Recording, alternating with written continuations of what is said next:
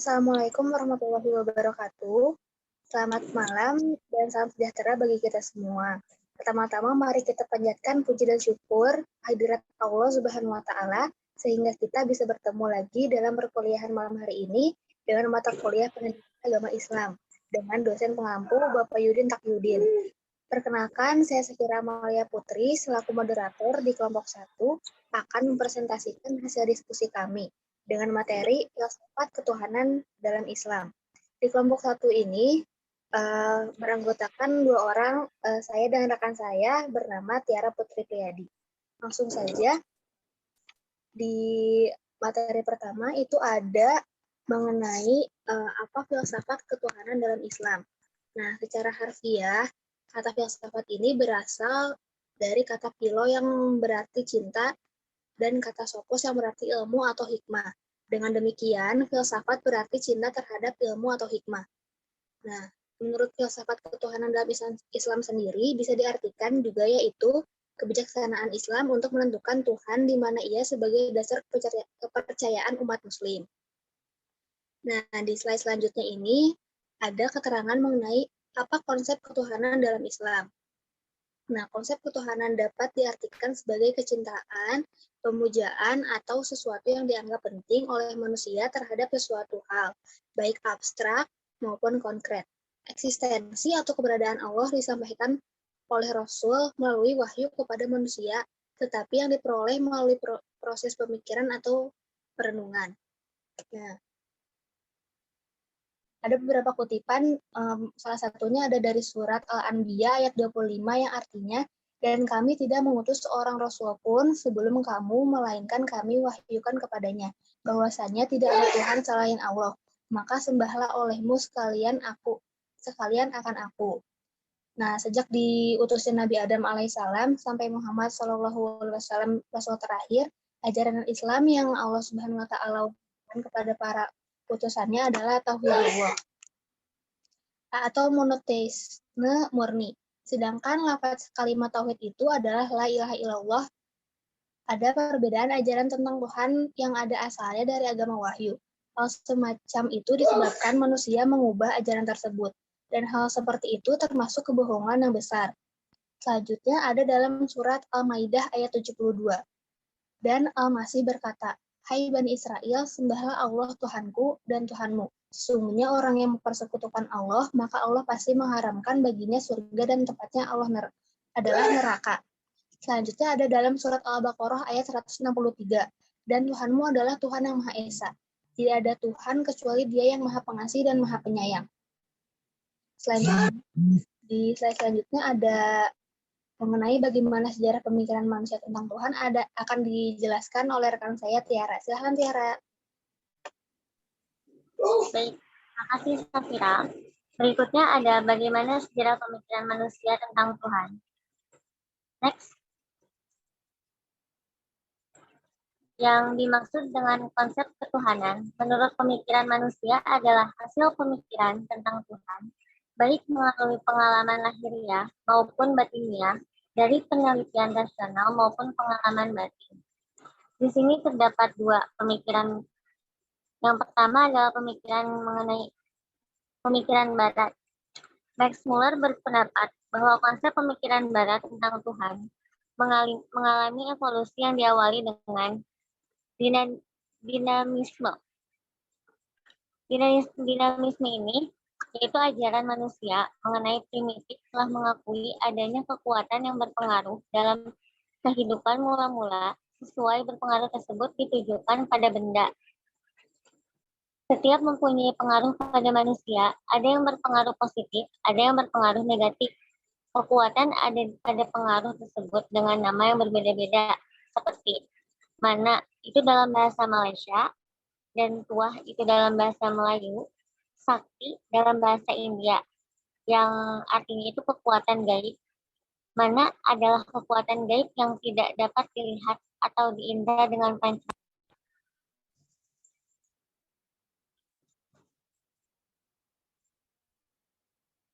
Yang kedua ada animisme.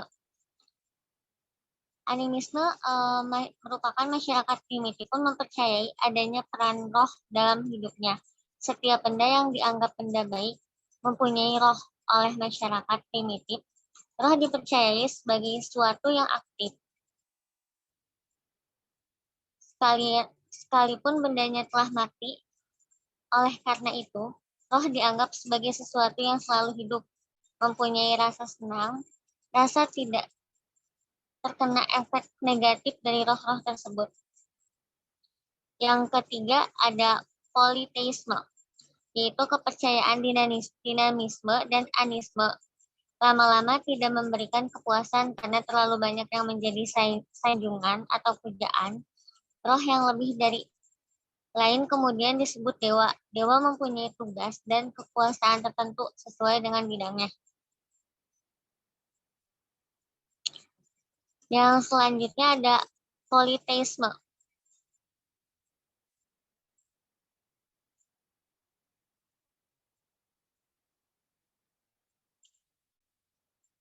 Maka yang selanjutnya ada henoteisme. Politeisme tidak memberikan kepuasan terutama terhadap kaum cendekiawan. Oleh karena itu, dari dewa-dewa yang diadakan selesai karena tidak mungkin mempunyai kekuatan yang sama. Lama-kelamaan kepercayaan manusia meningkat menjadi lebih definitif. Yang terakhir ada monoteisme. Monoteisme itu adalah kepercayaan dalam bentuk henoteisme, melangkah menjadi monoteisme. Dalam monoteisme hanya mengakui satu Tuhan untuk seluruh bangsa dan bersifat internasional. Yang ditinjau dari filsafat ketuhanan terbagi menjadi tiga, yaitu deisme, pateisme, dan seisme. Yang selanjutnya ada pemikiran menurut Islam, pemikiran Islam.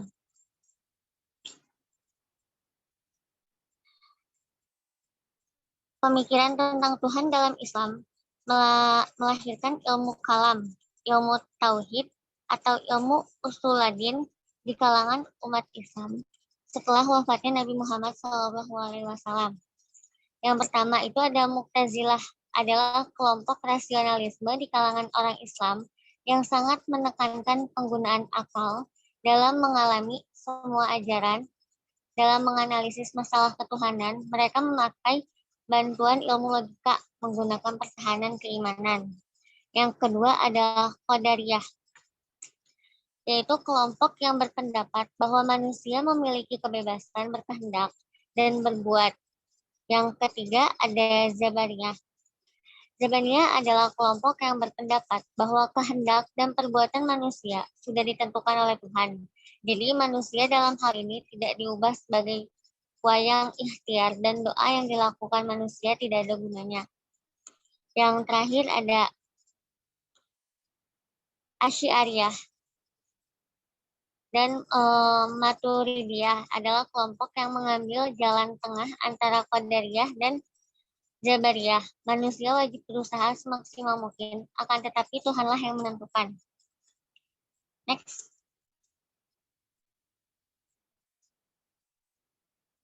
Yang terakhir ada wujud Tuhan melalui dalil akli dan nakli.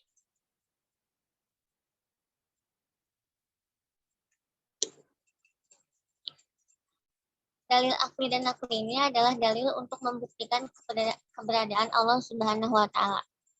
Yang pertama ada dalil akli. Fitrah bertuhan dalam arti keinginan untuk mengetahui dan mengenal Allah, yang kemudian didukung oleh akal pikiran yang kritis dan radikal, akan melahirkan kegairahan yang luar biasa untuk menatap dan menguak ayat-ayat Allah yang bergelar dalam jagat raya.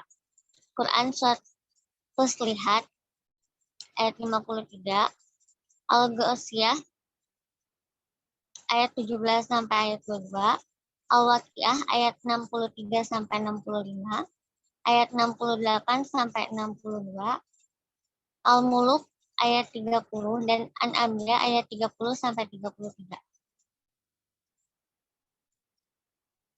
Next. Yang selanjutnya ada dalil nakli.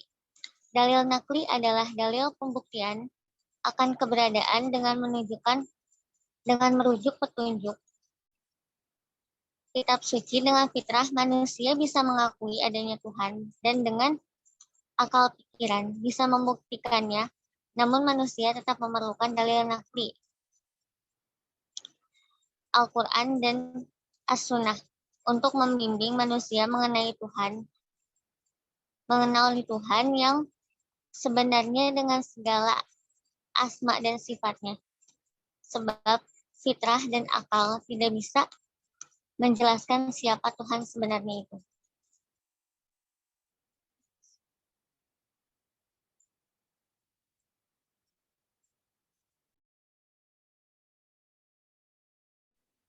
Nah, jadi untuk kesimpulannya dari makalah kita ini, menyimpulkan bahwa konsep ketuhanan dapat diartikan sebagai kecintaan, pemujaan, atau sesuatu yang dianggap penting oleh manusia terhadap sesuatu hal, baik abstrak maupun konkret. Nah, filsafat ketuhanan dalam Islam ini merupakan aspek ajaran yang fundamental. Kajian ini harus dilaksanakan secara intensif. Kata iman berasal dari bahasa Arab, yaitu amina yukminu imanan, yang secara etimologi berarti yakin atau kepercayaan. Sedangkan takwa berasal dari bahasa Arab, yaitu waka yuwaki wikaya. Secara etimologi artinya hati-hati, waspada, mawas diri, memelihara, dan melindungi. Pengertian takwa secara terminologi dijelaskan dalam Al-Hadis yang artinya menjalankan semua perintah Allah dan menjauhi segala larangannya. Sekian presentasi dari kelompok 1. Wabillahi taufiq wal hidayah. Wassalamualaikum warahmatullahi wabarakatuh. Berikut adalah lanjutan dari kesimpulan makalah kelompok kami. Pada makalah tersebut disimpulkan bahwa konsep ketuhanan menurut Islam itu dikutip pada 3 surat. Yang pertama itu ada surat Al-Anbiya ayat 25 yang artinya, dan kami tidak mengutus seorang rasul pun sebelum kamu, melainkan kami wahyukan kepadanya bahwasannya tidak ada Tuhan selain Allah, maka sembahlah olehmu sekalian akan aku. Nah, yang selanjutnya itu ada surat Al-Maidah ayat 72 yang artinya, dan Al-Masih berkata, Hai Bani Israel, sembahlah Allah Tuhanku dan Tuhanmu. Sesungguhnya orang yang mempersekutukan Allah, maka Allah akan mengharamkan baginya surga dan tempatnya adalah neraka. Dan yang terakhir dikutip pada surat Al-Baqarah ayat 163, dan Tuhanmu adalah Tuhan yang Maha Esa. Tidak ada Tuhan kecuali Dia yang Maha Pengasih dan Maha Penyayang. Selanjutnya, dalam sejarah pemikiran manusia tentang Tuhan, itu disimpulkan ada 2 pemikiran, yaitu pemikiran Barat dan pemikiran Islam. Dalam pemikiran Barat sendiri, itu Max Muller berpendapat bahwa konsep pemikiran Barat tentang Tuhan mengalami evolusi yang diawali dengan dinamisme, animisme, politeisme, henoisme, dan puncak tertingginya yaitu monoteisme. Pemikiran Islam sendiri, pemikiran tentang Tuhan dalam Islam ini melahirkan ilmu kalam, ilmu tauhid, atau ilmu ushuluddin di kalangan umat Islam setelah wafatnya Nabi Muhammad SAW. Nah, aliran-aliran tersebut ada yang bersifat liberal, tradisional, dan ada aliran di antara keduanya.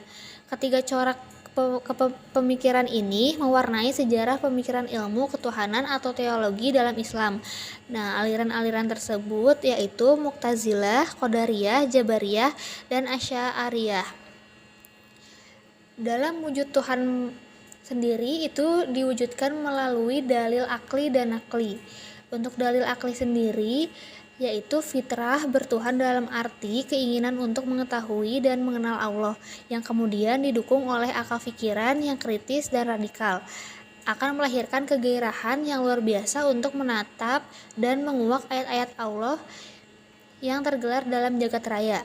Selanjutnya ada dalil nakli. Dalil nakli sendiri yaitu dalil pembuktian akan keberadaan dengan merujuk petunjuk kitab suci. Dengan fitrah, manusia bisa mengakui adanya Tuhan, dan dengan akal pikiran bisa membuktikannya. Namun, manusia tetap memerlukan dalil nakli atau Al-Quran dan As-Sunnah untuk membimbing manusia mengenal Tuhan yang sebenarnya dengan segala asma dan sifatnya.